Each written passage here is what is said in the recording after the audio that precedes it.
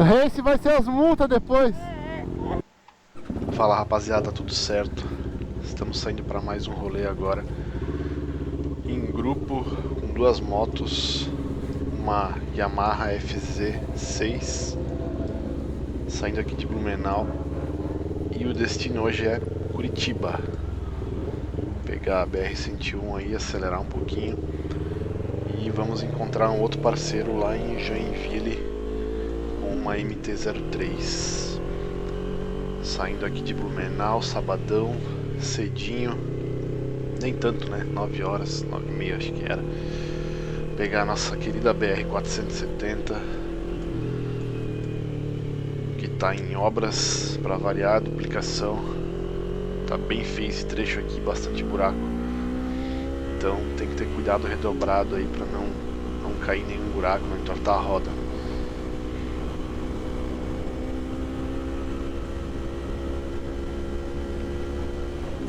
Já pegando a 101.